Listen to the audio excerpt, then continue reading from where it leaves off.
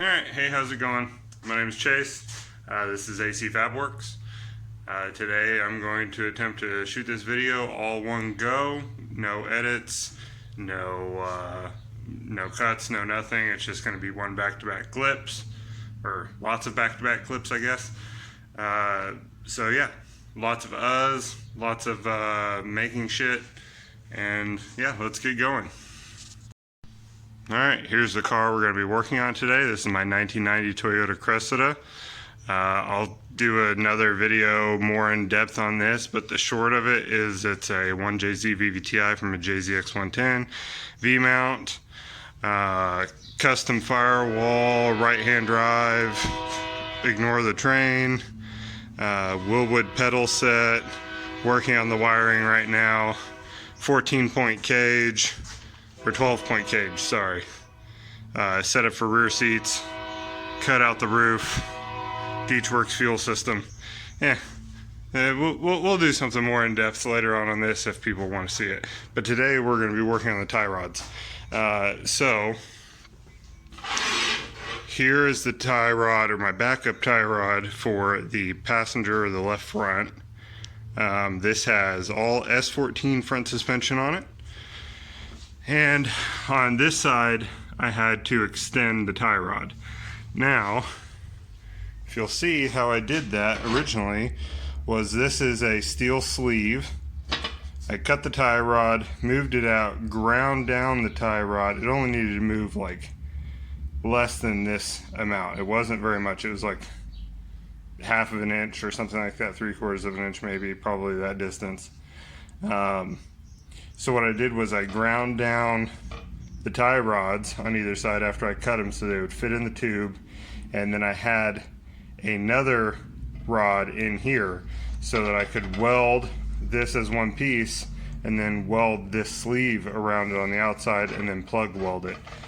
I thought that would be okay, but in hindsight the tube I used was too thin, and just by hitting it with a rubber mallet trying to get the tie rod end off, I'm sure you can see it now is a smiley face. So that's not going to work. And as you can see, as I'm a person who makes everything that I use, I try not to buy things if I don't have to. We're just going to strengthen my backup tie rod, probably remake that one also, and strengthen the driver's side tie rod. So what we're going to do is, I have a 1-inch tube here, very heavy wall. We're going to cut it from about right past this chamfered part all the way down to this nut, and we're going to weld the nut on here, and then we're going to weld it around down here so that we now have a 1-inch tie rod. It'll handle a lot of abuse. I built this car to handle a lot of abuse. I want to be able to jump drift it, so and also cruise with it. So I want it to be comfortable. This has nothing to do with comfortability. Don't even know why I mentioned that. So yeah, today we're going to be cutting this, welding this up. We'll be using the tools I made because I'm a cheapskate. I run mostly Harbor Freight other than my Milwaukee's. This is a Harbor Freight handheld bandsaw that I built a stand for and squared it up to the bench, so I now have a table saw. I have a vise that I'm going to hook up over here. I'm going to set it up, cut a video cutting this, and then we'll get to grinding and welding. Alright, here we are. Got it all set up. Here's the vise. It's bolted down to the table through a fixture that I welded. Got it measured. So the measurement I'm going with here, from nut to front, back or side, or whatever you want to call it, is about 7 5/8 inches. So from this flat here to here, 7 5/8 inches. This will go choppy choppy, cut that little nub off, and we're good. For those of you who are curious as to how accurate my homemade system is, the answer is easy. It's not, but it's close enough.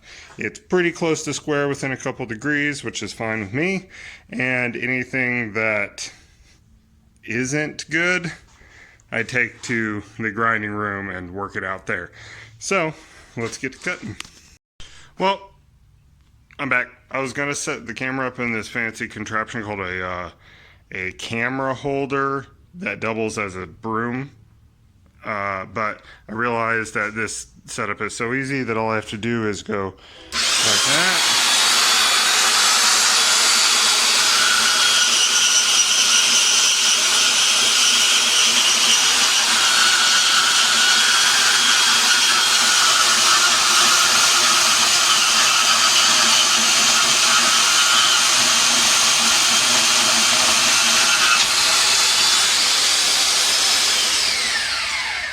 Done.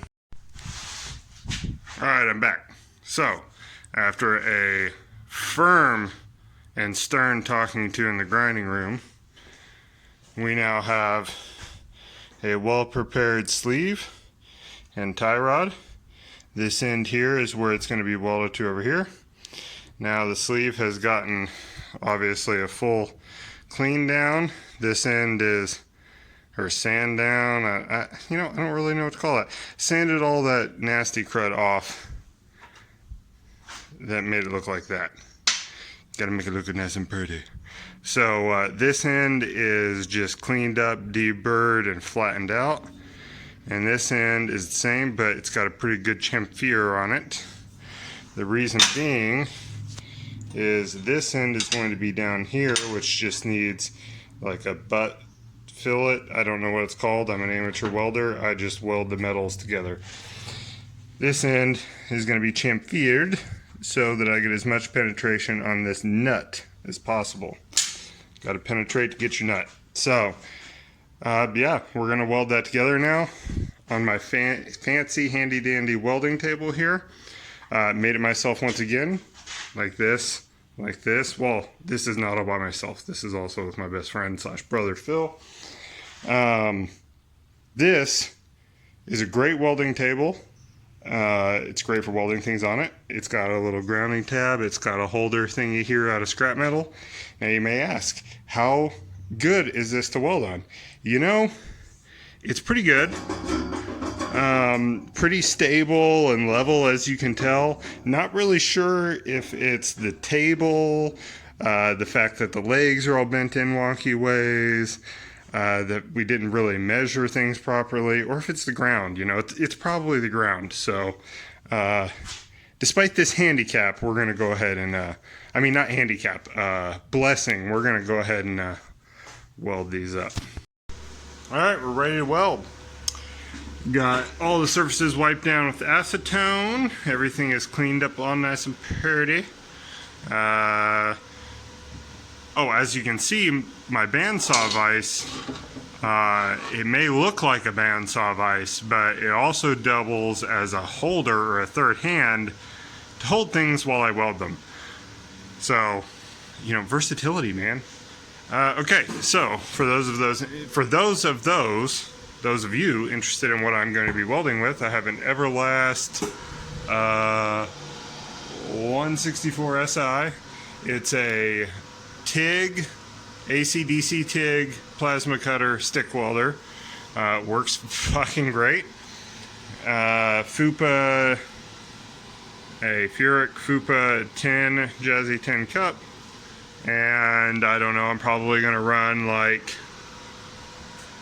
probably around 90 amps or something like that for this.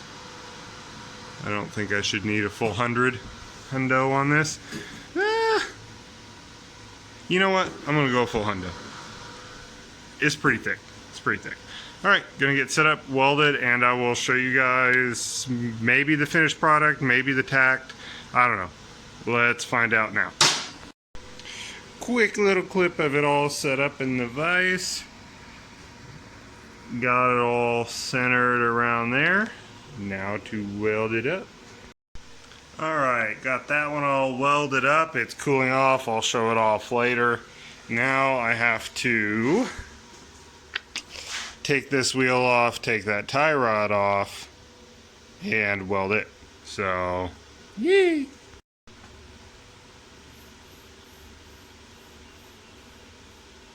Oh. Alright then. Well, I guess I didn't start from tacking them up. I fully welded them up. Oh, and look at that. There's another one. You know, I don't get this whole YouTube snap finish thing. I'm still new to it. So, you know, we'll get there. We'll get there. But both tie rods are done. Now you may notice that one is shorter than the other one. That is because... Actually, I don't know how to explain why that is, but for whatever reason, where the rack is, where I positioned it in the car to make it center, I mean, it's centered. I don't know. Oh shit, I almost just tripped over my fucking table. Anyway, it's not necessarily center. It's a little bit offset. And then, because I wanted the steering, here. I wanted this steering column, still not in a good position, tripping over shit. I wanted this steering column to be over this way as far as I could possibly get there, but still have enough room for the power steering lines. So it's a little bit offset. So that tie rod is a little bit longer than this tie rod, but thankfully still, even with that, the steering is still equal, both sides. Once it's on, it's still about 60 to 63 degrees of steering angle without no power steering load, or with no power steering load. I should mention this is not stock steering whatsoever. It is the S14 lower control arm, but it is lengthened 2.5 inches. It's also gusseted on the bottom and dimple dyed. And then I added this other piece for a Heim jointed tension rod if I want or need to move the tension rod point further in for more wheel clearance. But so far, going to the factory spot, the factory spot in the S14 stuff anyway, seems to have enough clearance on the Cressida. It doesn't stick way out here like it does. I also did make a custom S chassis power brace, getting rid of the X83 Cressida power brace because it's a different style mounting point here, and I wanted Heim joint, so I just remade my own thing. And then it has S14 knuckles. Let's see if I can. Let's see, S14 knuckles that I cut, modified, and reinforced. And then this is the old bent tie rod. Steering rack is, cannot talk. Steering rack is also S14. So, yeah. These should work great. They're not going to go on right now for this video. This video is almost over. I'm going to paint these up and get working on another project and another video for tomorrow or the next day, who knows when. And then sometime at the end of that video or middle of that video or something, these will be painted and on the car. Alright, well, I didn't like that last outro, so here we are. If y'all have any comments about anything related to the tie rods or the Cressida, or want to see more about it, where it came from, where it's going, and where it's at right now, let me know in the comments below. Ask me anything you want. Yeah, so like, comment, subscribe, and I'll see y'all in the next video.